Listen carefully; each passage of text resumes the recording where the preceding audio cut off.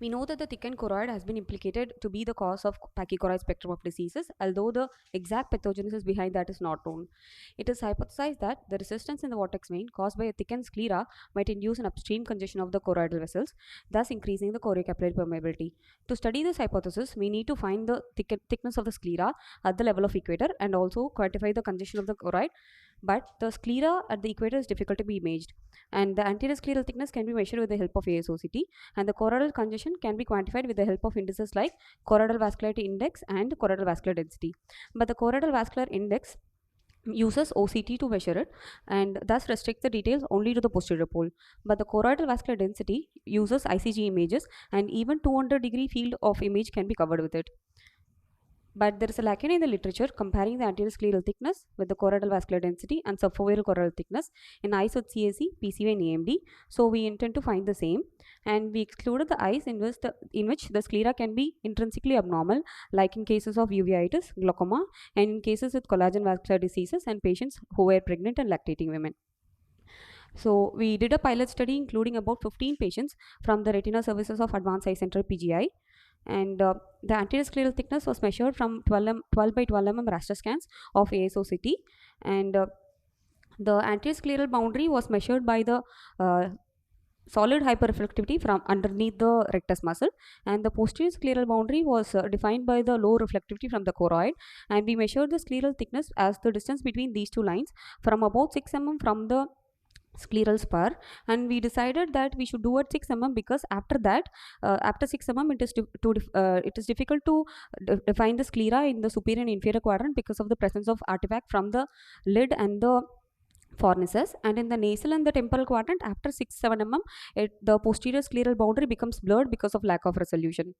And the subfoveal choroidal thickness was measured with the help of SOCT, and the choroidal vascular density was measured with the help of ICG image, and as we see in the image we are able to see both the choroidal vessel and the retinal vessels, and to derive the choroidal vasculature we needed to subtract the retinal vessels of the angiography from the ICG image, and we did that using image registration of MATLAB software, and this is the resultant image.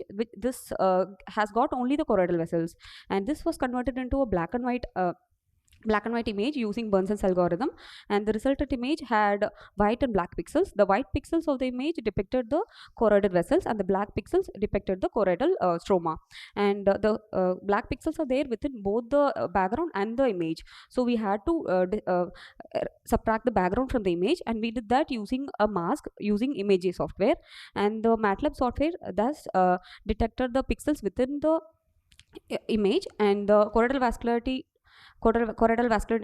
density was derived from the formula y divided by the total number of black and white pixels within the region of interest per se into 100. And we measured the scleral thickness at 6 mm, compared it with the subfoveal choroidal thickness and the mean choroidal vascular density. Comparing the basic parameters like the visual acuity, axial length, and refractive error, there was not much of difference between the three groups, and the choroidal vascular density of the CSC in PCV group was comparable, and it was statistically thicker compared to the AMD group, and the subfoveal choroidal thickness of the CSC group was more compared to the rest of the two groups as depicted in the picture, and the mean anterior scleral thickness of the CAC group was more compared to the rest of the two groups, although it didn't reach statistical significance, and the anterior scleral thickness in the temporal quadrant of the CAC eyes was thicker compared to the rest of the two groups. So concluding our study, we found that the anterior scleral thickness of the and the subfoveal choroidal thickness of the eyes with eyes with CAC were thicker, and the choroidal vascular density of the CAC in PCV eyes were more than that of AMD. So we add to the literature that indeed a thickened sclera might be the cause as to why the choroid gets congested in the CAC eyes, but the sclera is determined by multiple factors. It is determined by axial length, refractive error, and even by genetic and epigenetic factors. So further studies need to be conducted as to why the sclera of the eyes with CAC gets thickened. Our strengths are that we did a prospective study and we developed a new algorithm, and we are in the way of making a graphic user interface, and with that we can derive at the choroidal vascular density automatically if we feed in the ICG and the FFA images, and there are no similar studies in the literature, but we have our limitations. This was a pilot study, so we included only a very small sample size, and we do not have any age or gender match control, and the scleral thickness measured was much anterior to the equator, and the measurement of anterior scleral thickness and the subfoveal choroidal thickness was done manually, as there was no automated software, and the study is a cross-sectional study, so we didn't measure the parameter changes associated with treatment or any other variations. Dr. Nikita, that was a nice presentation. Thank you, ma'am. I have one question for you. You said you measured the scleral spur, did the ASOCT 6 millimeters, but did you take any eyes with astigmatism? Was it significant in eyes with patients with astigmatism also? We measured the Myopes and refractive error hyperopes. also, ma'am, and the Was the most of my p-value significant in no, ma'am, it myopes was and hyperopes with no, ma'am, astigmatism, no, high ma'am. astigmatism? Our most of the eyes were in the axial length of range 20 to 23, and the refractive error was also in the range of -1 to 2, both in hyperopic and myopic sense. It was not. Measured the vascular density with the use of that formula. Why Yes, did ma'am. you use OCTA? You are already have published so many papers of OCTA from PGI. But the OCTA depicts only the choriocapillaries. In the eyes with CAC, pachychoroid spectrum of diseases, the pathology is more in the halar layer of vessels, and the halar layer of vessels cannot be seen in the OCTA, as it measures, as it depicts only the choriocapillary layer.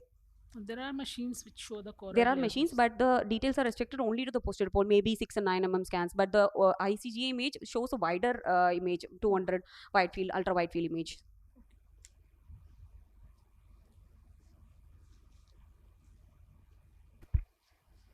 A very good evening to one and all present here.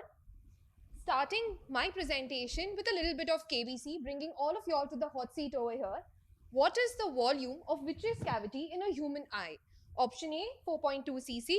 Option B, 8.6 cc. Option C, 10.2 cc. Option D, 11 cc. Answer, anybody from the audience, please? Thank you so much. Exactly what we presumed, that the answer would be 4.2 cc. But I'm here to tell you that all the options here can be a real possibility. Presenting to you our study, a cross-sectional study for the assessment of true vitreous cavity volume in a vitrectomized eye. How does one calculate the amount of intravitreal drug to be injected? How much of tamponade can be injected into the eye? Presuming the answer is 4 cc, the question then arises, does the same drug concentration suffice in larger eyes? Then why do complications of overfill still occur? To answer this, we made the objective of estimating the vitreous cavity replacement volume after pars plana vitrectomy and analyzing its correlation with axial length and refractive error. This was a cross-sectional observational study conducted for a period of 3 months at 2 branches of a tertiary eye care center. Institution Ethics Committee approval was taken.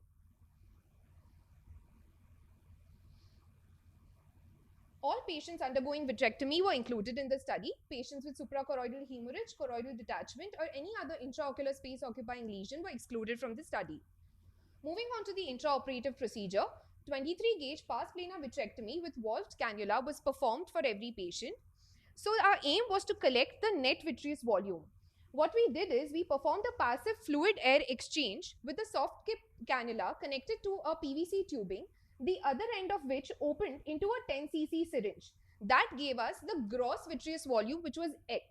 To obtain the net vitreous volume, we then independently after the case measured the volume Y, which was there in the infusion cannula, by priming the infusion cannula, flushing it with air, and collecting that residual volume in a syringe. So that subtracting Y from X gave us the net vitreous volume. This is clearly explained in the video now. So here a passive fluid air exchange is being performed. You can see a soft tip cannula connected to a PVC tubing, and the assistant is collecting the gross vitreous volume in the syringe, in the 10 cc syringe here. So in this particular case, we actually recorded a volume of 5.8 cc. So in this study, we recorded the primary diagnosis of the patients, the lens status, the axial length, indication for surgery, pre-surgery refractive error, and the net vitreous cavity volume. The data was collected in Microsoft Excel and analyzed using SPSS version software. Moving on to results, the mean axial length that we obtained was 23.43 mm. The mean vitreous volume we obtained was 4.46 cc, and the mean refractive error at presentation was plus 1.01, and the total sample size was 103 eyes. Moving on to correlation, there was positive correlation between the axial length and vitreous volume, which implies that longer the axial length of a given eye, greater is the vitreous volume.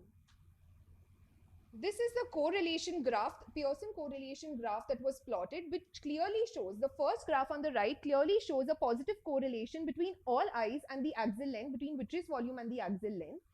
But if you move to the second graph, there was comparatively lesser correlation shown between phakic eyes, vitreous volume and the axial length. This could possibly be due to the inherent lens thickness variability, variable lens hydration during vitrectomy, or variable retention of the retrolental vitreous and peripheral vitreous skirt in a phakic vitrectomy. So the question is, did we then succeed in devising a formula to quantify vitreous volume? The answer is yes. Using simple linear regression analysis on vitreous volume and axial length, we obtained the following equation, where vitreous volume is equal to minus 4.16 plus 0.37 into axial length with a standard error estimate of 0.6. Moving on to further results, we observed that vitreous volume was noted to be highest in the RD surgery group. This was because the patients in the RD surgery group also had a higher axial length.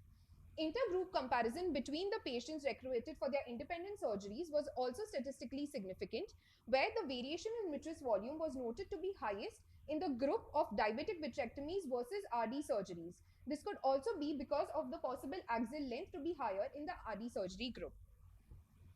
The next correlation which we wanted to study was between refractive error and vitreous volume, and the correlation analysis was negative. This was expected because refractive error is affected by several other variables like corneal curvature, crystalline lens thickness, the lens sclerosis, and the position. Moving on to discussion. So normal presumed vitreous volume is 4 cc versus what we measured as 4.46 cc, which implies that there's gross underestimation of the true vitreous cavity volume as per the pre-existing pharmacokinetic studies, which implies that variations in vitreous cavity volume can affect the final vitreous concentration of the intravitreal drugs. So the possible advantages of fine-tuning a predictive model for vitreous volume could help us in tailoring the doses of intravitreal medications, particularly while planning intravitreal chemotherapy, and can also be looked at adjusting anti-VEGF dosing as per the vitreous volumes. Effective quantification of tamponade agents prior to injection is also a possibility. So in cases when we are considering putting a silicone oil inside the eye, it can prevent complications of an underfill or an overfill, can also prevent tamponade wastage. As far as gas tamponade is concerned, accurate vitreous volume will help to inject a precise amount of pure gas in an air-filled eye to achieve the appropriate non-expansile concentration. This is a small schematic diagram to explain the same. This is the amount of gas that is injected in both the eyes. The normal eye and the presumably larger eye is the same, but the arc obtained in the normal eye is 90 degrees and it is lesser, and a lesser arc of the same gas is obtained in the larger eye. So while considering pneumatic retinopexy, it is important to consider the vitreous volume and the axial length. So why our technique of vitreous volume measurement is favorable over the other described techniques, where Azam et al. Measured the vitreous volume using CT imaging and Zhu et al. Measured the vitreous volume using MRI based imaging. Our technique is simpler to perform, does not add more than a few seconds to the routine surgical duration, does not require any specific equipment or extensive training. Definitely our study does come with its set of drawbacks. Our technique definitely requires some refining. There could be errors reported in measurement of the fluid in the syringe, and variations could be there in the fluid volume in the infusion cannula. The formula for vitreous volume needs to be validated in another study population, and axial length measurement technique was inconsistent in our series. To conclude, the accurate measurement of vitreous volume can significantly impact the outcome of the intravitreal agents and tamponading agents. To achieve precision in injecting tamponading agents, we can measure the vitreous cavity volume before injecting, generate a normal database using vitreous volume and axial length, and create a formula for vitreous volume calculation using axial length, lens thickness, lens status, and other variables. Thank you.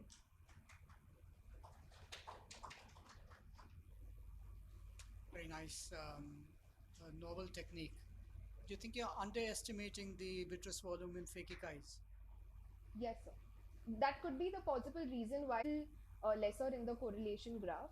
But what we possibly think the cause could be was, as I mentioned, the residual vitreous And are you film. suggesting that we actually um, inject a specific volume of silicone oil rather than just having a digital idea of the intraocular pressure? Yeah, that's precisely what I didn't get you. Yeah.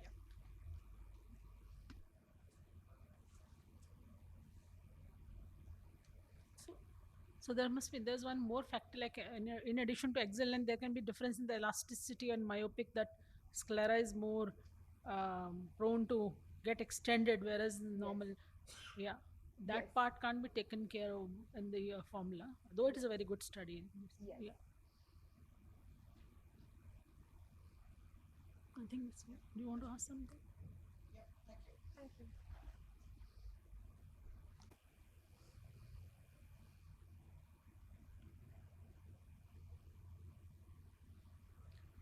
Um, my study was about the outcomes of retinal detachment surgery in patients with phakic IL. I've nil financial disclosures.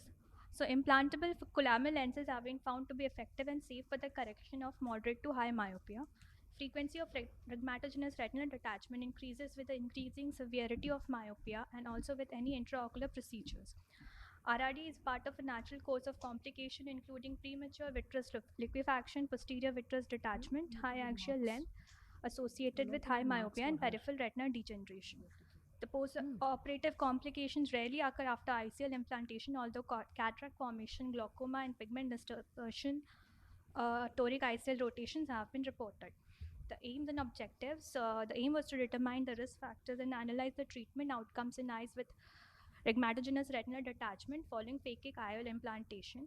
The primary objective was to determine the visual outcome. The secondary outcomes were the mean number of surgery for the retinal detachment, removal of ICL, and the complications post-operatively. It's a single center retrospective observational study. Inclusion criteria includes all patients aged over the age of 18 years, all patients undergoing retinal detachment surgery with phakic intraocular lens at our center, and patients with minimum of 6 months of follow-up. The exclusion criteria included any patient having any other ophthalmic diseases other than refractive error. The medical records of consecutive patients who underwent phakic ICL at a center were reviewed between April 2014 to March 2020. Best corrected visual acuity, anti-resectment evaluation, intraocular pressure, history of prophylactic laser photocoagulation, duration of development of retinal detachment post ICL implantation, and the details of the surgical management were analyzed. Data was entered in MS Excel, analyzed using the SPSS22 version software. P-value less than 0.05 was considered as statistically significant. Coming on to the results, 12 eyes of 10 patients had rhegmatogenous RD in 698 patients with phakic ICL implantation. All the patients were male with a mean age of 36 years. The mean pre-operative refractive error was 14 diopters, and the post-ICL refractive error was around 1.8 diopter. Prophylactic laser photocoagulation was done in 10 patients. The average duration of presentation of rhegmatogenous RD post phakic ICL implantation was quite variable. The mean duration was about 27 months, and there was no statistically significant relationship between the duration of development of RD and the phakic ICL implantation. The mean BCV at presentation was 1.0454 logMAR units, and the mean post-operative BCV at 4 weeks and at the final follow-up were 0.5375 logMAR and 0.592 logMAR units respectively. Two patients required secondary surgery, one of whom had a temporal RD with HST previously managed with an encircling barrage. Buckle had to undergo a second procedure of pars plana vitrectomy with silicone oil insertion due to an unsupported or missed break. And one patient, there were open breaks noted during silicone oil removal, had to be managed with a repeat via surgery with 3 silicone oil insertion. Glaucoma was the most common complication noted, and all the patients were managed medically on anti-glaucoma medications were found to be well controlled at the final follow-up. 90% of the patient had to undergo eye cell explantation due to the development of posterior subcapsular cataract after a mean period of 15 to 35, 15 months post ICL surgery. Um, Dominic NP et al. Reported a case of in 2008 where the patient presented with RRD within 3 hours of ICL procedure, after which, after 1 year of follow-up post VR surgery, and showed good functional and anatomical result. Rishi et al. Conducted a study in 2019 about retinal detachment after phakic intraocular lens implantation, in which 10 eyes developed RRD, including 4 males and 6 females. Average age was around 23 years. The mean refractive error was 12.5 diopter, and resurgery was done in one patient. In a similar study conducted by Martinez Castillo et al. In 2005, they found 16 eyes in 15 patients had a regmatogenous RD following phakic IOL implantation, and the mean age of 32 years, and a preoperative spherical equivalent of minus 17 diopters. The final success rate in the study conducted by Rishi et al. Was 100%, and the only one patient had to underwent a resurgery. Similarly, in Martinez Castillo et al. Reported anatomical success rate of 90% after a single procedure, and the final reattachment rate was 100%. Likewise, in our study, the anatomical success rate was at the final follow-up was 100%, and the resurgery rate was 16%. In conclusion, we concluded that even though the patient required multiple surgeries, finally the anatomical detachment was achieved in all the patients, and early surgical intervention for the retinal detachment is an important factor for a good visual outcome and anatomical prognosis. All patients were doing well at the final follow-up. These are my references. Thank you. Thank you, Dr. Manjushri, for this presentation. I wanted to ask you, did you grade the PVR changes in all these patients? Because, if it's an advanced PVR, the success rates are less. So you said you had one case which was redetached. So what were the PVR changes? Or did they all present in early, Ma'am, it the early was not PVR? Because that that is long. very important. It was when not you a grade longer the- follow-up, so we did not have. No, this is the pre-op assessment. This is a post-op also, but you're saying most of your retina settled, but pre-op you have to assess the PVR Ma'am, grading. assessment all was done, but But I you have think not mentioned that in your study, which is also an important factor.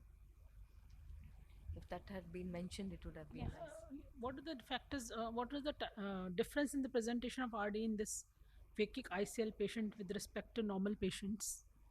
Well, normally who present with RD? Was there any difference, like you noted? No, ma'am. As such, there was no difference. But since they were already operated, Acha, I yeah. But the case sheets must be having, if something is there, like nothing out of ordinary. There was nothing. all were total RDs. Some were temporal RDs, only superior RDs. Some very high myopes only. They had total RD. Mostly subtotal and temporal RDs were there. And in terms of the management of the retinal detachment, is there any difference between the approach to management in otherwise phakic eyes versus eyes that have an ICL, or is it just like any other detachment had the patient not had an ICL?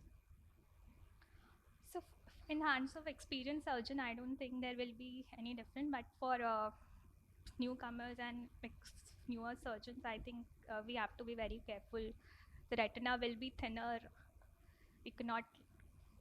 There will be there could be complication at any stages.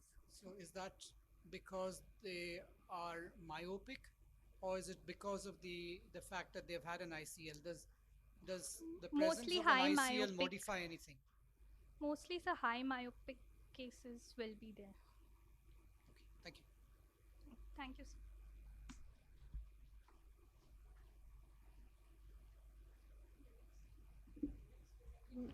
Author is Dr. Sabia.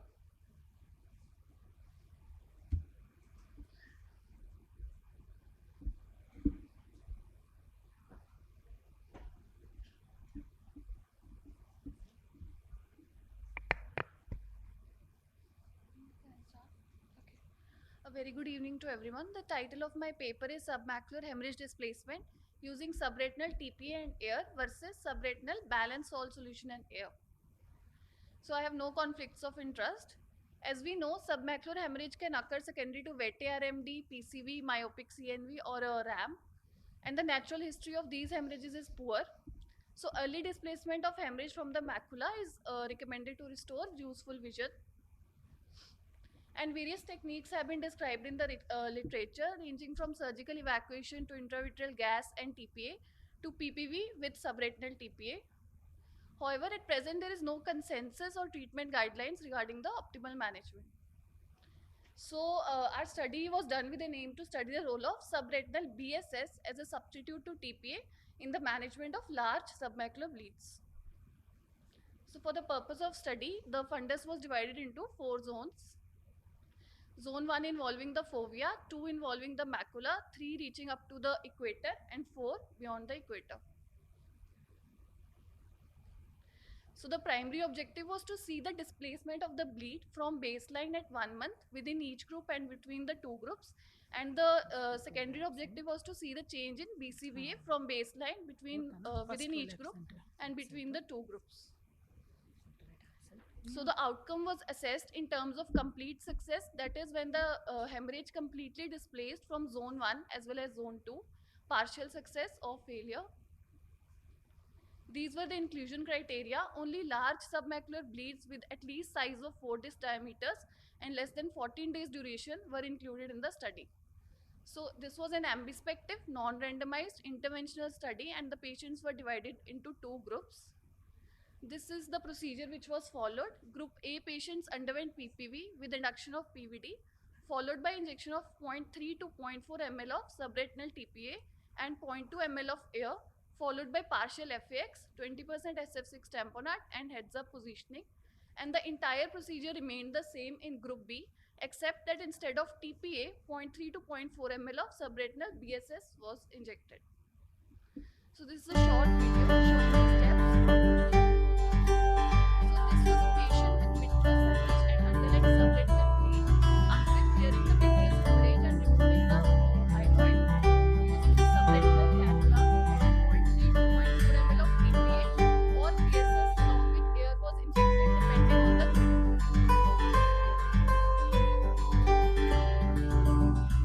So as we can see here, this is the step when a subretinal solution of TPA or BSS depending on each group was injected. And this was followed by a partial fluid exchange and 20% SF6 tamponade, and patient was given heads up position. So these were the results. 10 eyes were included in the TPA group and 11 eyes were included in the BSS group. So as we can see, the most common cause of hemorrhage was PCV followed by wet ARMD in both the groups, and the average size of hemorrhage was 6 disc diameters. So majority of the hemorrhages were involving zone 1, 2 and 3, that is at least reaching up to the equator in both the groups. So coming to our primary objective, 9 out of 10 eyes in the TPA group and 9 out of 11 eyes in the BSS group showed complete displacement of bleed both from zone 1 as well as zone 2. And coming to the secondary objective, there was significant improvement in visual acuity from baseline both at 1 month and 3 months between in both the groups, and the gain in visual acuity was comparable when both the groups were compared. So coming to one of the case example, this was a case of a 65 years female with hemorrhage secondary to wet ARMD. We can see that the hemorrhage has displaced, however the visual acuity remained guarded due to a subfoveal scar. And coming to example of a patient in the BSS group, this was a 45 years male with hemorrhage secondary to retinal artery macronism. We can see that the hemorrhage is cleared and the visual acuity has improved from hand motion to 618. So to conclude, pars plana vitrectomy with injection of subretinal balanced salt solution and air followed by fluid air exchange and SF6 tamponade, is effective in displacing large submacular bleeds within 2 weeks of symptom onset and is comparable to subretinal TPA. However, there are certain limitations. It's an ambispective non-randomized study with a small sample size, and toxicity of either BSS or TPA could not be assessed. So I would like to thank my mentors, Dr. Mohit, Dr. Diksha, Dr. Basav, and Dr. Ramandeep for helping me carrying out this study. Thank you.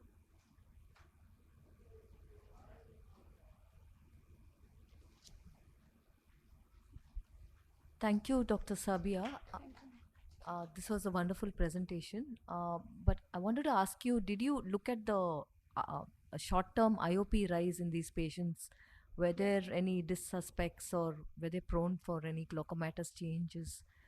Yes, ma'am. So, And variety of any fac- developments of cataracts in phakic patients ma'am. compared to the TPA group?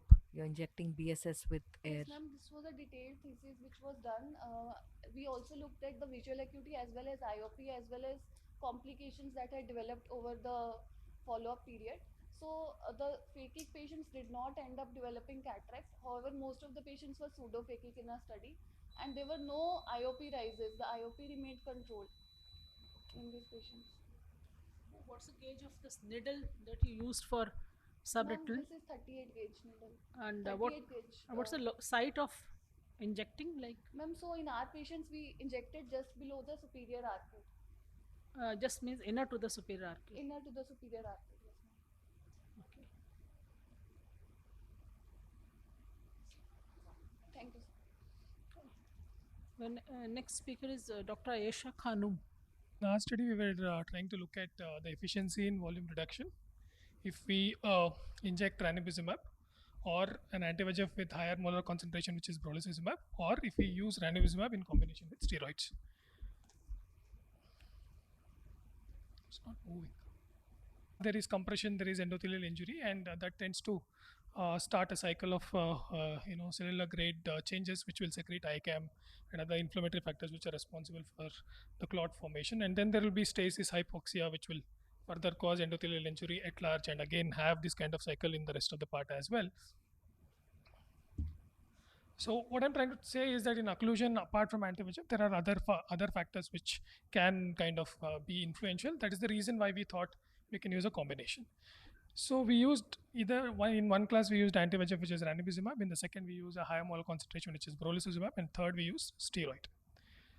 So we were looking at what happens to the edema resolution, and secondary aim is how does the molecular factors change in the follow-ups. So we recruited 27 patients, 9 in each group. In ranibizumab, you can see that we gave the injection, and by next month the edema had reduced, and then we gave the injection, and by 5th month the edema was back. So over a period of 6 months, this patient ended up having 6 injections. I would call your attention to the VEGF-A levels. You can see that the VEGF-A levels was 390 to begin with. When the patient came back, because of the rebound effect, the VEGF level kind of increased, and then we gave the injection and we suppressed it. Again, it came to 311, which means that the hypoxia is not gone away. Now, similar kind of results were seen with brolucizumab, but in brolucizumab, what happens is the amount of suppression that it produces is a little higher. So the rebounds are known to see in a longer duration of time. That's why we did not see much recurrences in patients within the 4 months period. So these are the two brolucizumab cases examples where you can see that the edema went away and the patient kind of was okay till up to 3 months. After 4th month, the patient kind of did not come back to us, so we don't know the status of the brolucizumab group. Now coming to the combination part, so what happened in the combination group was we chose patients and we gave anti-VEGF injection, which was ranibizumab, and we gave 1 milligram of triamcinolone acetonide. So you can see that although the patient started with something like 930 microns, by the first month the edema kind of went away, but there was still residual edema, so we ended up giving one more injection at 1 month follow-up. So first one was given in September, the second one was given in November, and that patient was okay till 5th of January, which means that within the period of 6 months, this patient, despite having very severe edema, only required 2 injections. And at 5th month follow-up and 7th month follow-up, you can see that it is fully resolved. So over a period of 9 months, this patient ended up with only about 2 injections of combined So there's another case example, very similar case, which had almost 1 millimeter, 150 microns of edema. We gave combined injection in this patient as well, and the number of reductions were less. Again, if you look at the VEGF levels, you can see that the amount of suppression that the combined group generated was very high. You can see that it was 1100 in the case, and when he came for subsequent follow-up, when we looked at the VEGF levels, it was 22.8. So coming to the results, the mean improvement in the ranibizumab only group was about 9.5 letters. In the brolucizumab only group, it was about 11 letters. But in the combined group, they actually did well. The edema went away, and also with reference to the letter count, the patients did well. In the 9 cases that we included, about 4 cases required a repeat injection in ranibizumab group. About 1 case required a repeat injection in the brolucizumab group, and about only 2 cases required repeat injections in the combined group. In the central macular thickness as well, although our initial injection, pre-injection CMT thickness was very high in the patients where we have given combined, you can see that the mean reduction was greatest in the same group as well. So if you look at the change in levels, you can see that the suppression of the VEGF and the ICAM actually happened in the combined group the strongest. So based on this, we can conclude that combining ranibizumab with a very low dose steroid can help in lessening the number of injections that are given to the patient, because other molecules are also at play, and steroid tends to inhibit those inflammatory signals. So this might be financially beneficial to the patient, and this can also help in what is called as the bespoke way of treating. But we still don't have a gadget which can actually tell us what is the exact level of VEGF. So that is something that one should work on and probably look into. Thank you very much. So how did you decide that which patient should fall into which treatment group? Actually, I would say there was a lot of bias, because when I started doing this study, if you see, the combined group was packed with patients who are having edema of between 900 microns to 1200 microns. So I began treating those patients initially, where I gave 1 milligram of TA along with the injection, and I saw that the results were better. That's when I designed the study. So in the combined group, I ended up including a lot of patients who had very severe edema. So although it's not randomized per se, but in patients who are having anything more than 600 microns in a vein occlusion, I would probably give a combined injection. But you can see the percentage reduction in each group. So whatever is, that will remove the baseline difference. Yes, yeah, it removed the baseline difference, but subsequently the suppression was also too strong. The VEGF signal was not there, like you saw in those 2 groups. So when we gave the combined injection, it almost shot down to subpar levels. I mean, it was not even 130, it was about 20 or 25.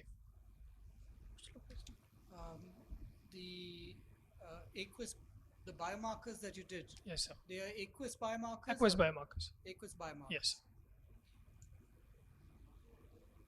And in the combined one, so 1 milligram would mean 0.0125. You also get 20 milligram tricot preservative free, so that you can give 0.5. So what is the total volume? So your I gave ranibizumab would have been 0.05. I did an AC tap, no, sir, to collect the aqueous sample. So in that way, I had neutralized the intraocular pressure.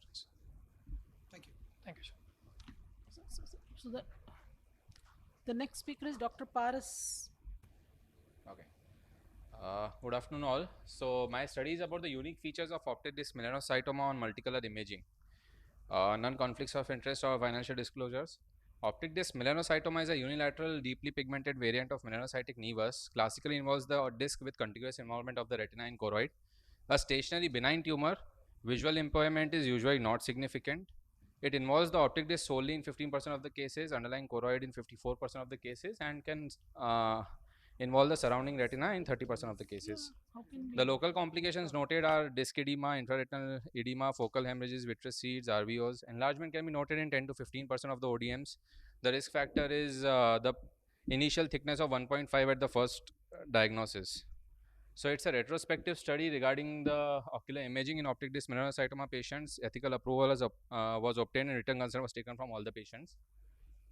The following details were noted in all the patients: the demographic data, the best corrected visual acuity, complete ophthalmic examination, and ocular imaging was done using Topcon fundus photograph, which recorded the conventional fundus photo, and multicolor imaging and OCT scans were recorded using Heidelberg spectralis machine. The images obtained through conventional fundus photograph and MCI were then analyzed and compared. So coming to the result, 7 eyes of 7 patients who were diagnosed with optic disc melanocytoma were included in our study.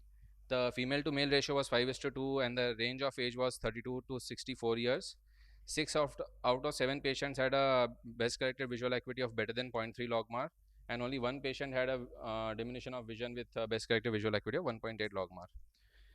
So coming to the unique features that we noticed on the MCI compared to the conventional fundus photo, as you can see, this is a 32-year female patient with best corrected visual acuity of 20/20 presented to us with elevated pigmented lesion on the optic nerve diagnosed as optic disc melanocytoma. The multicolor images shows different shades of red, as you can see, darker in the center and as you go up in the periphery, lighter in the periphery. So this is nothing but on 3D reconstruction of the image of the OCT. You can see that darker the shade of the red is, the more the height of the tumor is. So basically, MCI being a two-dimensional image still is equivalent to a stereoscopic 3D image, because the darker the shade of the red that we see on the MCI, the more is the height of the tumor. Similar shades of red were seen in 2 other patients. As you can see, wherever the shade is darker, you see a more heighted tumor there, and hence which cannot be the height, the three-dimensional structure of the tumor cannot be detected on the conventional fundus photograph. So the distribution of ODM is usually pyramidal, giving the appearance in MCI as that of concentric red circles, which we have given the name as dartboard sign. Now 4 out of 7 patients showed feathery margins. As you can see, the margins are feathery here of the tumor, along with some satellite lesions that you can see here. So on OCT, if you see, they represent hyperreflective foci, these satellite lesions that you can see on the MCI. Now these satellite lesions could also be a melanin dispersion or could be tumor cells. So histopathological evaluation of this satellite lesions is very important, but they are well delineated on the MCI than on the color fundus photograph. As you can see, because of the enhanced contrast that the MCI provides, you can see these satellite lesions that are present near the feathery margins of the tumor.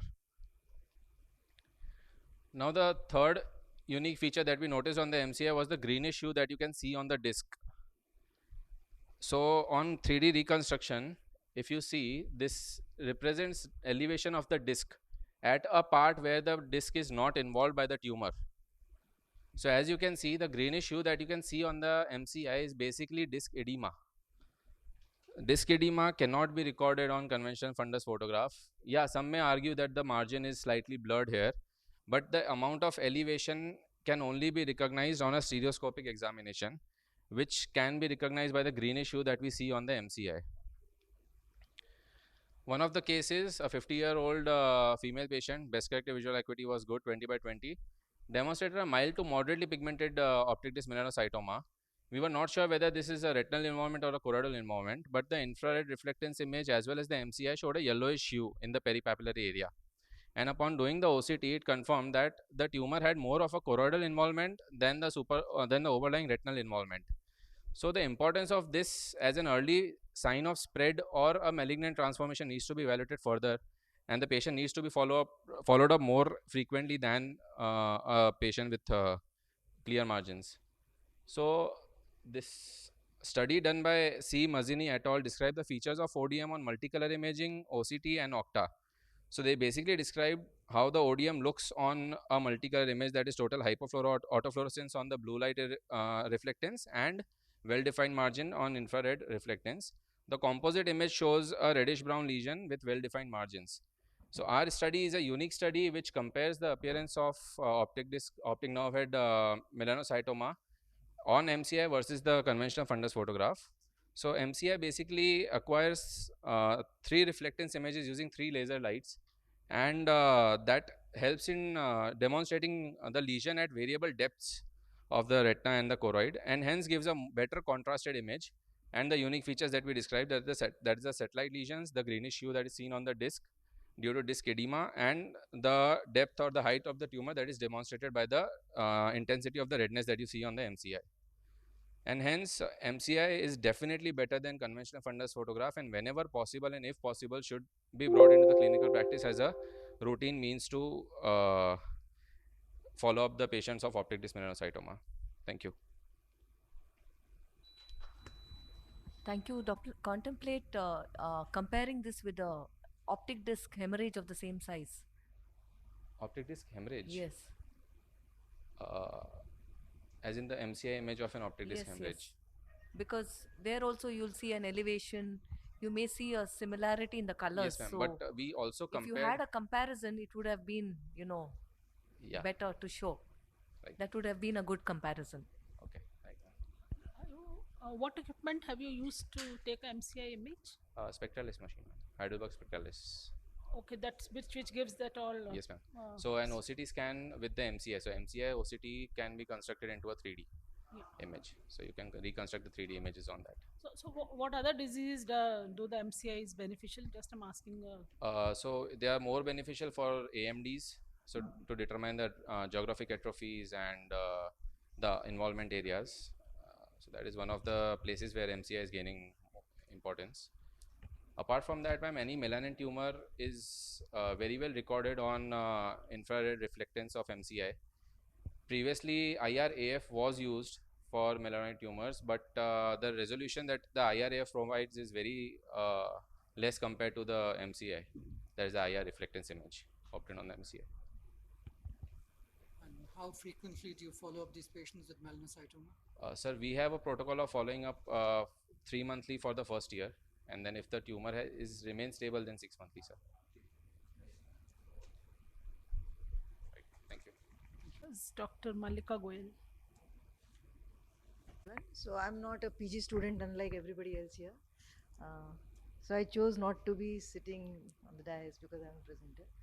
It's actually, I did not mean to compete with the PG students, but my idea was to highlight what we have been seeing post-vaccination. So because it's a 6-minute talk, I'm showing very few cases. PowerPoint has converted this, I'll change the alignment from Mac. We could classify them broadly as vascular occlusions, inflammations, CNVM, either new or reactivation of previously stabilized CNVM RP detachments, and neurophthalmic manifestations. Most striking was vascular occlusions. In young people with no comorbidities, this was a retina specialist, 38-year-old, 3 days post-Covishield second dose, came with CRVO and IT inferotemporal BRAO. We treated her with oral steroids, anticoagulants and aspirin because we believed it was inflammatory, with significant improvement in symptoms and all her symptoms. She was not keen on getting the antibodies done. The next patient was a young man, 28-year-old, 11 days post second dose of Sputnik, no comorbidities, developed HRVO with macular edema. COVID antibodies was almost 3,000, where we need only 50 for positive. Physician consultation, and again he was treated with steroids and anticoagulants, but the macular edema did not resolve unless ranibizumab was given, and he improved to 6/6. Another very striking young man, no comorbidities, 7 days post second dose of Covishield, came with ophthalmic artery occlusion, nothing found. And his COVID antibodies was moderately raised. I'm sorry, it's not mentioned here. He was investigated. It was raised, but not to the level of 3,000. Then we had a second group with lots of uveitis coming in, all types of uveitis, immediately following the vaccination, within 2 weeks of vaccination. So this was our first patient of post-vaccine. Multifocal choroiditis was our first inflammation. Sudden loss of vision 4 days following the vaccine. He's an ENT surgeon. And again, no comorbidities, never had an autoimmune problem. Bilateral multifocal choroiditis, which resolved on steroids but required steroids for 8 months and immunosuppression for 2 years with azathioprine. Now he's okay. This was a young girl who had immediately following her Covaxin, developed vitritis, treated elsewhere with steroids. When she came to me in January, she had already been on steroids for 6 months. I saw this picture, retinitis, so I stopped the steroids. So what happened is a month later, and I investigated for other causes, which were all negative. But when I stopped steroids, she comes back with severe retinal vasculitis, again started steroids. 2 months later, we stopped the steroids and she resolved.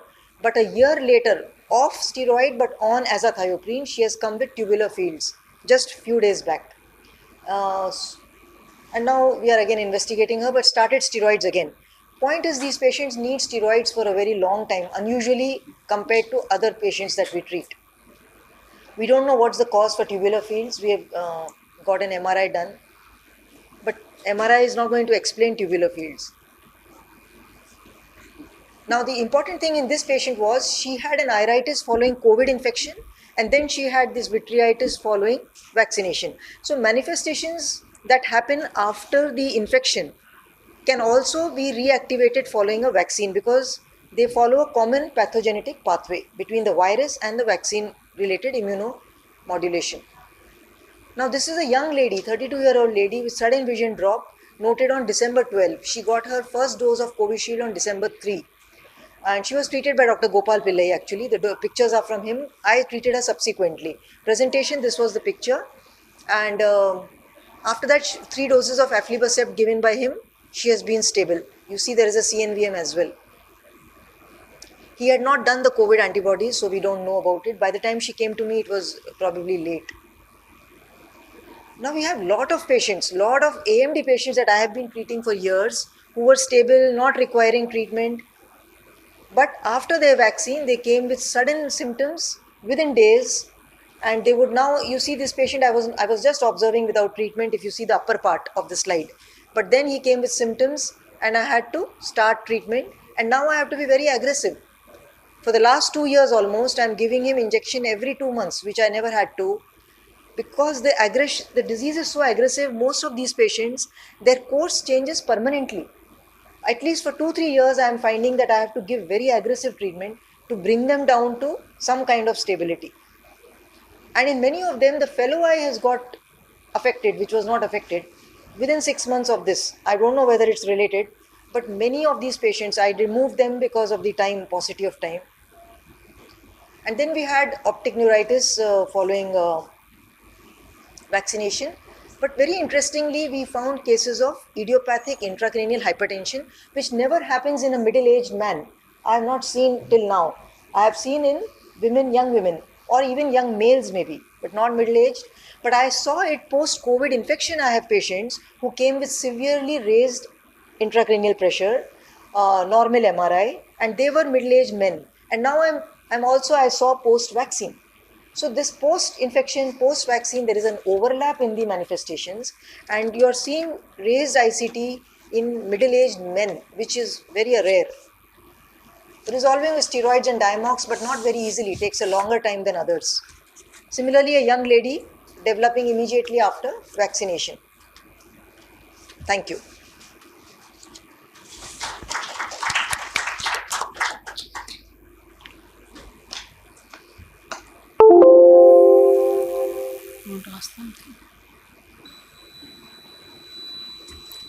Yeah, you've done really a lot of work on COVID. Your first article was also published in IGV. Yeah. It's very nice that you've really stated right that both the virus infection as well as immunization, they're in the same pathway. Absolutely, we are seeing the same things. Yeah. First we saw in COVID infection time, and when the vaccine came, we again got a spurt of the same sort of cases. Yes. So do you recommend, like there is no financial interest, but which one is better, Covishield or Covaxin? No, we had the variety all over across, even Sputnik. So I would say they are all equally bad. I had most of the cases I had was AMD, which was getting worse.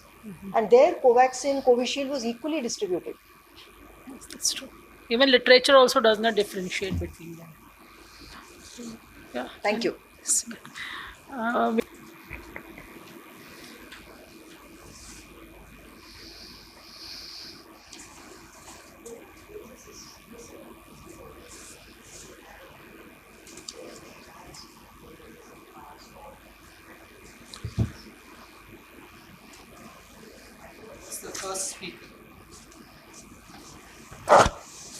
I got it here, sir. I got it there. अभी बताना पड़ेगा कौन first आया इसमें से.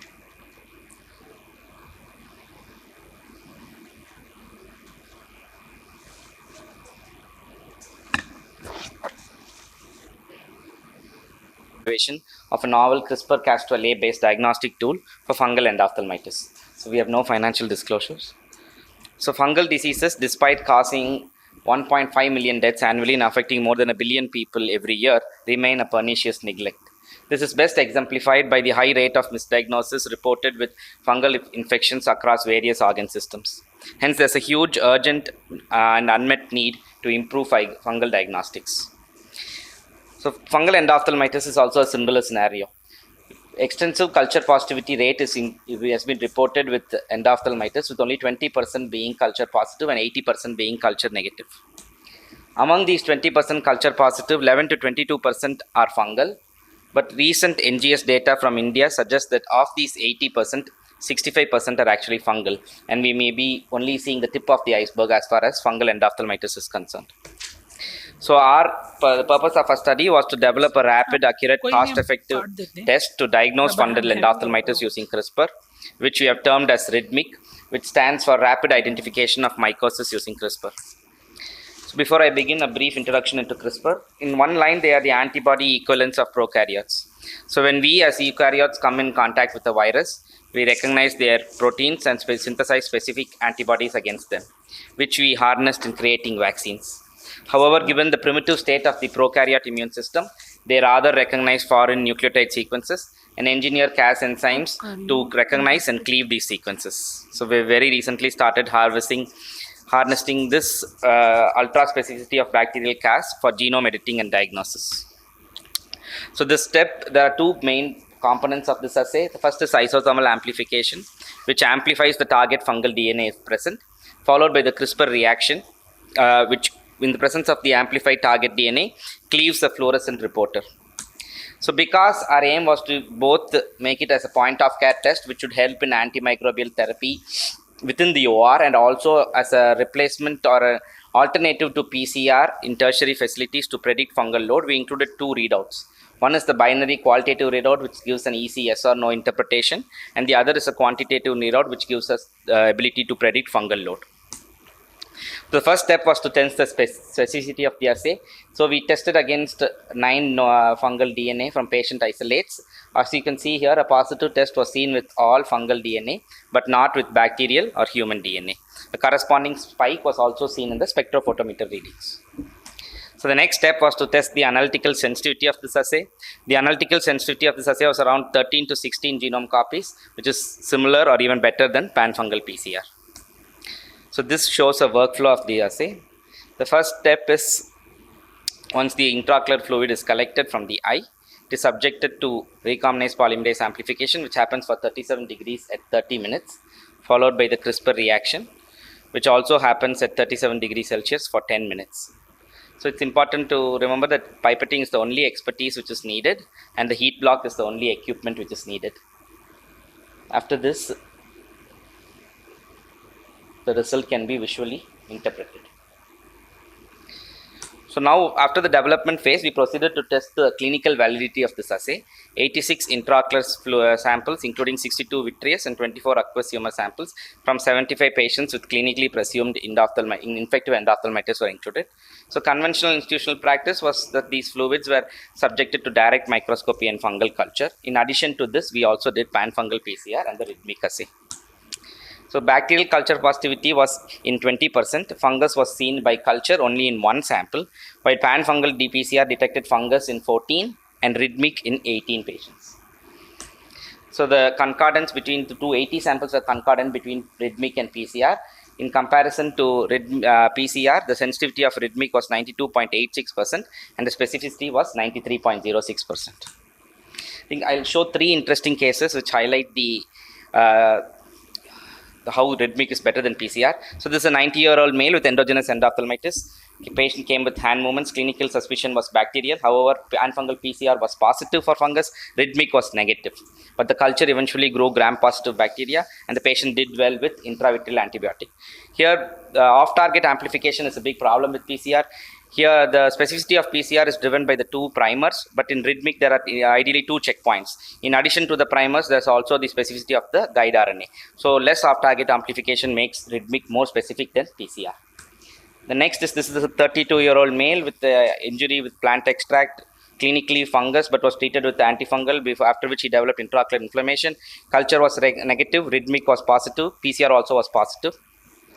Eventually, the patient grew to unidentified adventitious fungi. So again, prior antimicrobial therapy influences the results of culture. Nucleic acid detection strategies like PCR and RIDMIC are advantageous in these scenarios. This is another very interesting case. 1 week after post PPV, the patient develops endophthalmitis clinically because it's acute, is considered bacterial. Pan-fungal PCR was negative. Rhythmic, however, was positive. And this patient, it's also important to remember, PCR is susceptible to intrinsic inhibitors present in occus and vitreous, while rhythmic is not, the chemistry being different.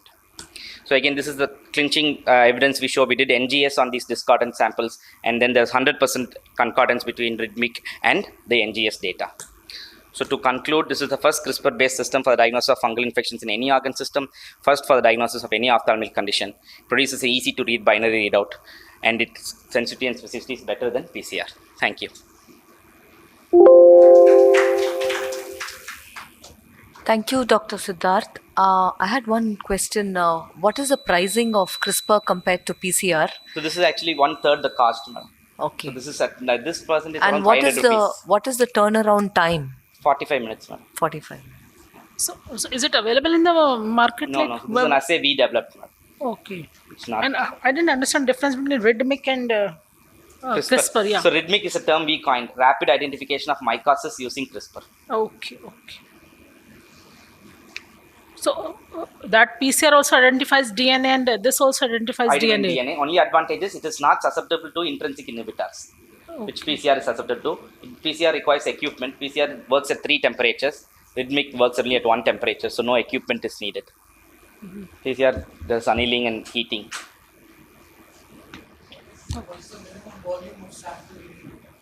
With this, we have worked with 50 nanoliters also. So it works, the volume is not a problem. Thank you. Go to the laboratories. This is the end of the session. Should I declare? Then now there is another free.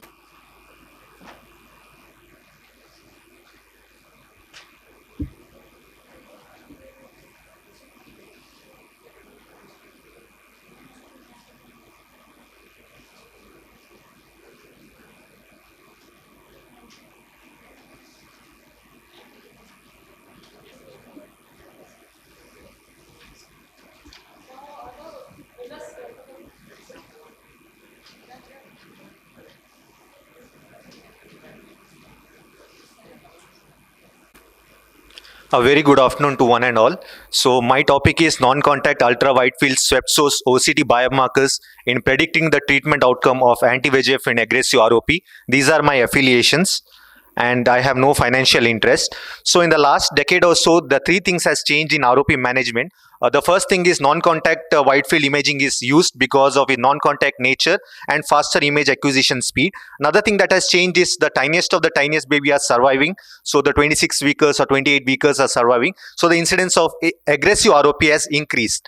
Another thing that has changed is the ROP treatment has shifted from laser to anti-VEGF. This is because of better anatomical outcome and also a better refractive outcome, and chances of retinal detachment is also less.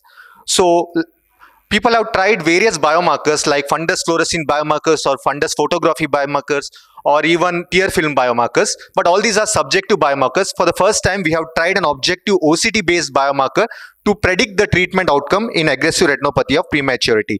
So the inclusion criteria for this disease is APROP baby coming a picture like this, where we have a clear medium and aggressive picture, and where we do not have any traction and media clarity is good. In such cases, anti-VEGF is the first primary treatment of choice. So the exclusion criteria is systemically unstable babies with extraretinal neovascularization or traction that is present, previously treated babies, or media haze or poor pupillary dilatation. We included 80 eyes of 40 babies and we followed up for a duration of 4 months. So we divided the outcomes into 2 groups. That is, group 1 is favorable outcome where mature retina was reached. Group 2 is unfavorable outcome where we had anti-VEGF crunch phenomenon or reactivation or peripheral avascular retina requiring examination of under anesthesia and laser under GA during further follow-up. So what we have used here is a modified flying baby position where the precaution is taken to cover the baby in warm clothing and we make sure there is a neonatologist or anesthetist present in our institute floor. And the swept source OCT, which has a very high resolution as well as faster image acquisition speed, captures this very high depth of penetration with 1050 infrared nanometer. We get a very good image in very quick pace with a very less stress on the babies. So what we found out that important biomarkers that predicted the treatment outcomes were, one is hyperreflectivity of inner retinal layers and other one is the choroidal thinning. So these two signs suggest of ischemia and have poorer prognosis or chances of anti-VEGF crunch or chances of reactivation, whereas intraretinal cystic foveal changes had a better outcome. Let us see with some of the examples. So here is a baby with hyperreflective of inner retinal layer, I can see in the top image. And this baby developed crunch phenomenon within 1 week of anti-VEGF injection, which was totally unexpected. Similarly, if you see, here's another baby which had a similar hyperreflective of inner retinal layers and choroidal thinning. What we found out was that the vessels, even after anti-VEGF, they never progressed. They were still in zone 1 even after 3 months. So these signs of ischemia predicted that the chances of reactivation or poorer outcomes. And never before people have looked in this point of view. There have been studies where they have looked at foveal maturation or foveal development.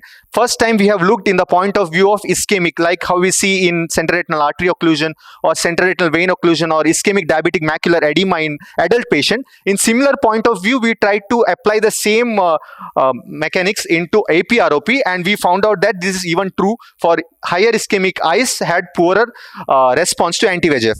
Whereas this is an eye with the hyporeflectivity of inner retinal layers or cystic spaces, such eyes did well. So whenever we have these eyes, when we injected anti-VEGF, they rapidly progressed to zone 3 and vascularized at a faster pace when compared to the eyes which had ischemic changes on presentation. So here is a baby, a same baby, and one of the eyes showed ischemic change. Both of them eyes had APROP of the same baby. One showed ischemic change, whereas there was no ischemic change on the other eye. And for our surprise, even this hypothesis is valid even for the same baby, where we saw one eye did well and the other eye needed laser under general anesthesia. And during the course of follow-up, the most strongest systemic factor that predicted the success was anemia. Sometimes we forget to ask this history of anemia. We ask gestational age, birth weight and other things, but we found out that strongest risk factor for recurrence or reactivation or anti-VEGF crunch in AROP babies was anemia. So anemia should be an integral part of our management during subsequent follow-up, and we should counsel every neonatal, every baby parents and neonatologists. So what does this study adds? This study says that baseline OCT biomarkers can predict the future outcome of these AROP eyes. Hyperreflectivity of inner retinal layers and choroidal thinning, which suggests of higher ischemia, have poorer outcomes compared to the eyes which have hyporeflective or cystic spaces, which did well. So this is our team from LVPI, and we had a 20 to 25 members team because it requires a lot of tenderness of care along with coupled technology. And I thank AIS for this opportunity.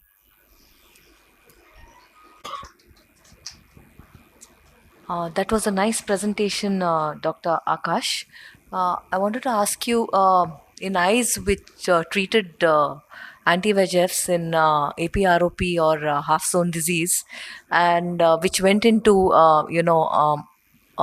mild TAR, I mean, required EUA and laser under general anesthesia. Was there any, did you see them in course of time, and did you see any improvement in the OCT, like in terms of Yes. hyperreflectivity and the choroidal thickness Yes. getting better? Choroidal thickness in fact improved. So Yes. when we saw in baseline, the choroidal thickness was 190 microns. So as the ischemia reduces post anti-VEGF injection, the choroidal thickness improved to 270 to 280 microns. Yes. So that happens. What do you recommend, like if there is hyperreflective inner layer and if there's thinner choroid, you should go for anti-VEGF? Anti-VEGF will still remain the treatment of choice, because if you are doing laser, we have to do till the arcades. That will be having even worse prognosis.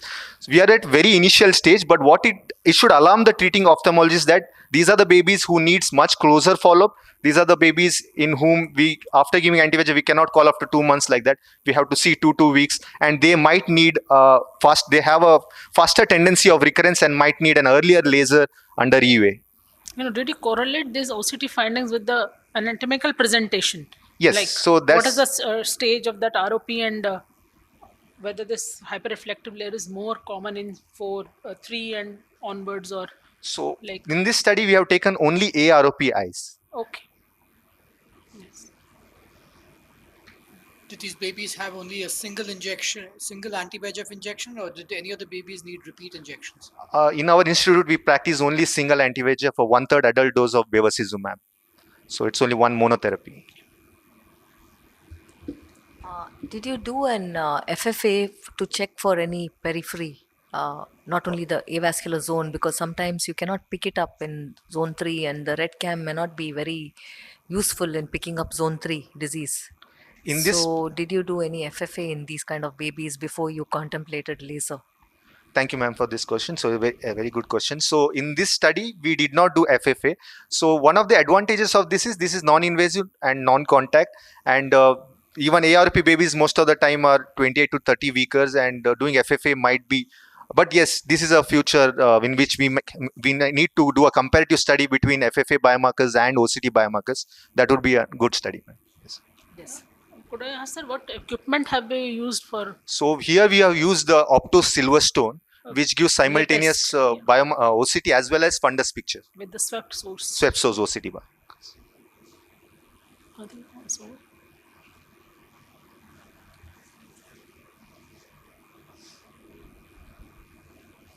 Thank you. Thank you, sir. Thank you.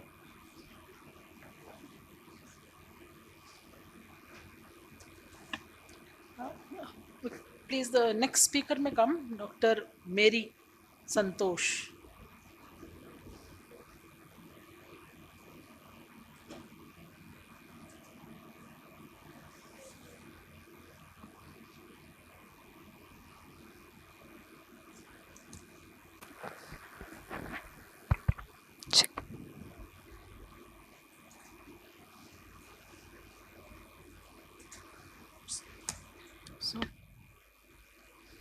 Good evening. My paper is on the outcomes of vitrectomy in Terson syndrome in a tertiary care center in South India. I have no financial interest. So Terson syndrome is defined as intraocular hemorrhage in the setting of an acute intracranial bleed, in the setting of an acute resulting in an acute elevated intracranial pressure. So treatment options in Terson syndrome include observation in mild cases, which can result in spontaneous resolution, and vitrectomy in severe cases causing spontaneous visual loss. So due to this associated systemic morbidity, there can be a delay in the diagnosis of the ocular hemorrhage and also delay in the surgical intervention in the setting of non-resolving vitreous hemorrhage. The aim of our study was to analyze the outcomes of vitrectomy in non-clearing vitreous hemorrhage in Terson syndrome, and also analyzes the association between baseline visual acuity, etiology, age, and timing of surgery to the final visual outcome. So this was a EMR chart review of consecutive patients diagnosed with Terson syndrome from January 2014 to January 2022 at Giridhara Institute, Cochin. All patients with NRVH associated with Terson syndrome who underwent pars plana vitrectomy during the same period by 5 different surgeons were included in the study. And patients with other potential causes of ocular hemorrhage, including ocular trauma, orbital fractures, diabetic retinopathy, or any other proliferative retinopathy predisposing to ocular hemorrhage, were excluded. So the patients were evaluated at 3 different time points at the time of diagnosis, and undergoing vitrectomy 1 month post vitrectomy and 3 month post vitrectomy, or the last follow-up, whichever is later. So the examination included a best corrected visual acuity in Snellen's converted to logmer, intraocular pressure, fundus examination, and B-scan ultrasonography if fundus view was precluded. Age, sex, etiology of intracranial bleed, timing between intracranial bleed and vitrectomy, and any other surgical complications were also evaluated. And the outcomes measured, primary outcome was the change in BCVA from baseline to last follow-up, an association of final BCVA with the timing of surgery, age, and etiology of intracranial bleed. So after a comprehensive examination and well-written informed consent, the patient who underwent 23 or 25 gauge pars plana vitrectomy and additional procedures were performed as per indication by the surgeon, and the patients were followed up at 1 month and 3 months. Results: 33 eyes of 31 patients in the age group of 22 to 73 years were analyzed, and out of which 12 eyes of 10 patients underwent conservative management, 3 eyes of 3 patients were advised surgery which was not performed, and 18 eyes of 18 patients underwent pars plana vitrectomy. These were the baseline characteristics of patients who underwent vitrectomy for Turson syndrome. There were 18 eyes of 18 patients, of which 14 were male and 4 were female. The mean age was 46 plus minus 13, within a range of 24 to 73 years. The best corrected visual acuity, the BCVA baseline was 1.89 plus minus 0.5. Mean time of surgery after intracranial bleed was 108 days plus minus 65, with a range of 24 to 273 days. And mean follow-up period was 5.8 plus or minus 1.2 months. So the change of BCVA from baseline mean BCVA was 1.89, with which improved significantly with a p-value of 0.001 1 month post vitrectomy, and which was maintained more or less equally during the last follow-up. The etiology and visual outcome. Most patients had the subarachnoid or extradural hemorrhage, either 10 patients resulting from traumatic brain injury or 8 patients from aneurysm. 4 patients out of the aneurysmal category had anterior communicating artery aneurysm. 2 patients had MC aneurysm. 1 patient had internal carotid artery aneurysm, and 1 patient had vertebral artery dissection. And comparing both groups had significant improvement post vitrectomy, 1 month post vitrectomy, but both groups did not show significant differences. There was no significant differences between both the groups. The timing of surgery, 7 patients underwent vitrectomy less than 90 days, and 11 patients underwent vitrectomy more than 90 days after the intracranial bleed. Both groups again showed significant improvement 1 month post vitrectomy. However, there was no much intergroup difference between both the groups in terms of BCVA and final visual outcome. The age and visual outcome, 10 patients were less than 50 years of age and 8 patients were more than 50 years of age, though the less than 50 years of age group slightly performed better than the more than 50-year-old age group. The difference was not statistically significant. So this was a summary of all the patients, 18 cases who underwent vitrectomy. Most patients had a sub-ILM bleed and underwent an ILM peeling also. 1 patient marked in the blue had a developed cataract later, thereby showing a final visual acuity of 0.6. And 1 patient operated at 273 days had an epiretinal membrane. However, the final visual outcome was 0.2 logmer, which was pretty good. So there was significant and dramatic improvement in visual acuity 1 month post vitrectomy in most cases, in all our cases. And the presenting visual acuity may not be a useful prognostic indicator to assess final visual outcome. And in terms of timing of surgery, Garweg et al. In 2009 published a paper saying visual outcomes were superior if vitrectomy was performed less than 90 days from presentation. However, our study, and there were several other studies which shows visual outcomes, good visual outcomes irrespective of the timing of surgery. The age and etiology did not seem to be associated with the final or the baseline visual acuity. Though more rapid visual acuity can improve the quality of life, it is fairly safe for the surgeon to wait if the systemic status is unstable for surgical intervention. So this being a rare syndrome is limited by the sample size. Then performed by 5 different surgeons limits procedural standardization, and due to neurological comorbidities, the follow-up period beyond 6-month period limits the long-term analysis of these patients. Thank you. A nice presentation, Dr. Mary. Yes. I wanted to ask you, did you get any patients with coexisting tractional retinal detachment? Yes, there was because these patients tend to do, not very well with the TRD.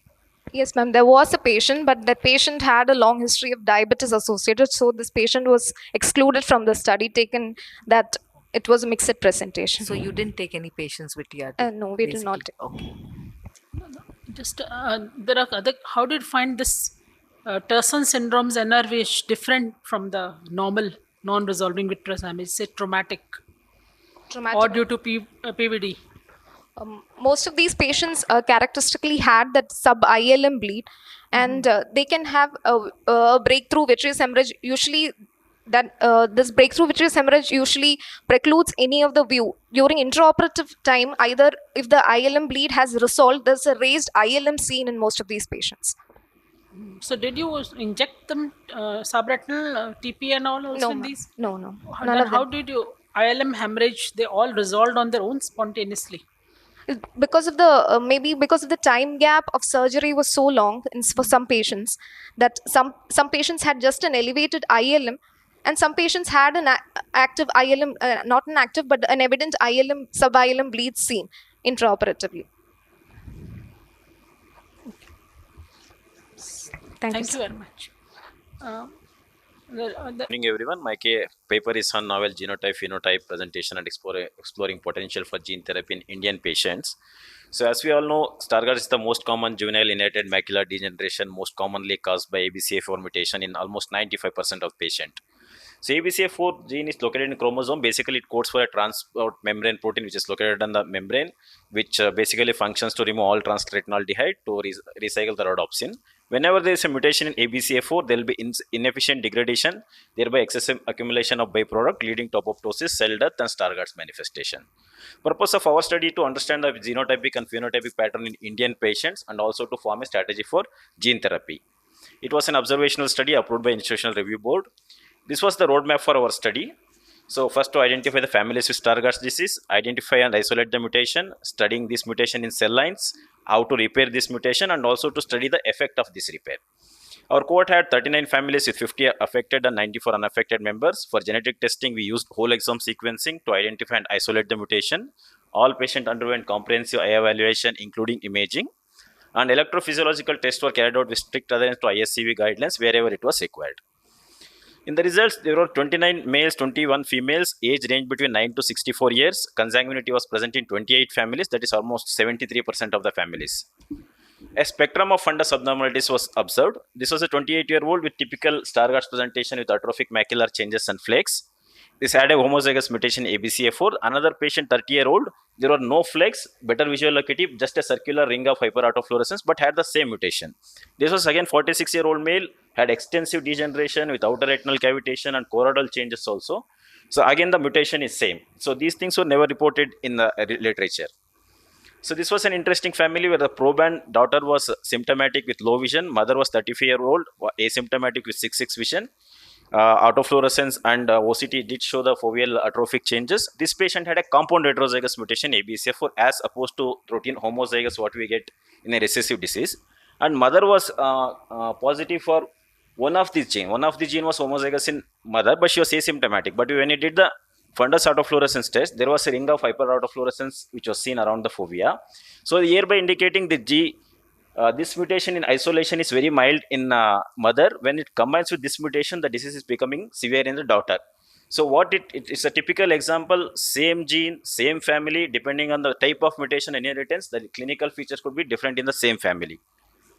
This was one more 43-year-old patient who did not look like Stargardt disease, but the father had a phenotype which resembled the Stargardt's. That's why we included this patient in the study.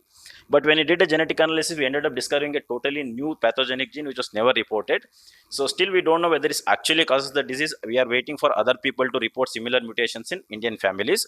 Incidentally, the grandchildren also had the same mutation, but they were asymptomatic. We called them to the clinic. When we examined, fundus was normal, OCT was fairly okay. But look at the autofluorescence, they did have changes in the macular region.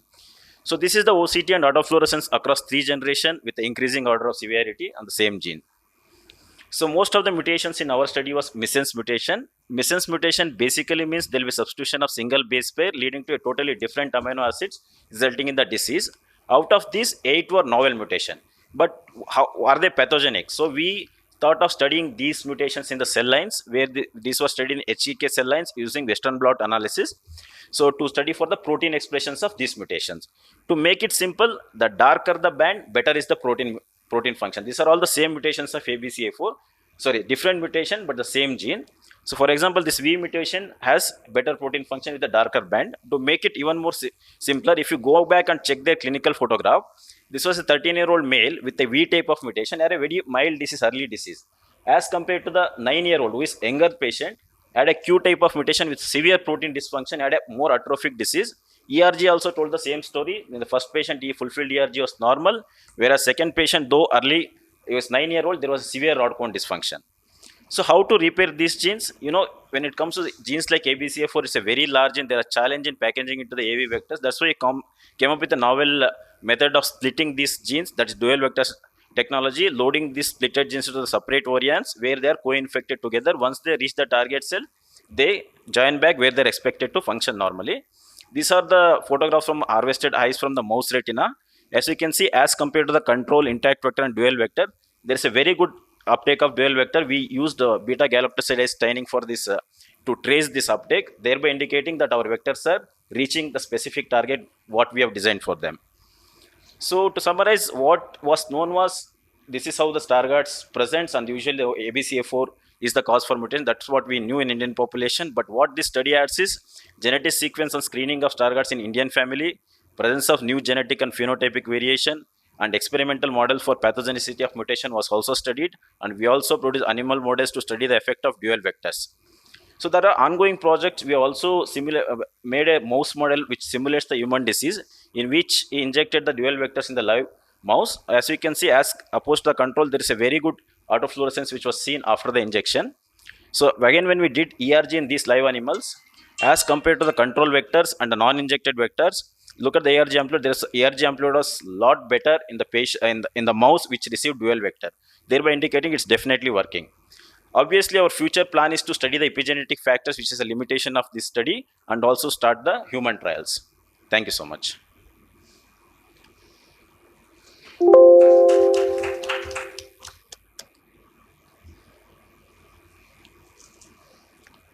How do you think it's going to go forward in terms of management of these patients? It is, sir. Especially when the ERG, which I showed, which was like a wow factor for us. Like so far, especially we have gene therapy trials going on in the West, mainly for the RP and LCE, in which the central macula is relatively healthy, which can take up these vectors. We are in Stargardt disease, the first thing which affected is the macula. So since our that mouse study is showing a better autofluorescence and the better ERG, we definitely hope these vectors should do well in the humans also once we inject. So we are following up these animals for a longer period of time, and more mutations are we are adding. We are checking for all possible mutation, and all this vector production, everything is done in India, so that whatever the therapy we plan, it should suit our population base of genetic mutation. So it's like, because it could be different from West. Because tomorrow, if someone designs some gene therapy for ABCA4 in West, same thing we may not be able to inject here, because as I showed in the case example, those same combination, if it's different, it may not work. So could you tell what's the difference phenotypes? As you saw the mutations, Yes. how did it affect the phenotype of the Stargardt's disease? Yes, the phenotype was affected, as I show in the Western blot, depending on the protein function, what that particular mutation produce. For example, if there is a mutation A which produces a very good protein concentration, it had a mild phenotype, like very minimal foveal atrophy, good amount of flex and all. If the protein function produced by that particular mutation was very defective, that means there are more and more metabolic byproducts are getting accumulated inside, which lysosome is failing to clear, thereby leading to a severe phenotype. So in this way, in fact, we can prognosticate also. If a particular mutation, you can tell the patients, this is how it's likely to progress. That's how they can plan their lifestyle and all that. And then what gene therapy will you like in your mind, that what you're going to do if now you've come that this is a severe gene mutation and this is a mild one? What gene therapy are you planning? Gene therapy, the vectors, what we are going to design will be different for a mild one, which will be different for a severe one, because again, the same factors. And also when we plan, and these will be injected subretinally, because these are all injected subretinal vectors. And also we should keep in mind the epigenetic factors and environmental factors, the food, all those things also we need to consider when we actually start the gene therapy. I think sufficient. Thank you.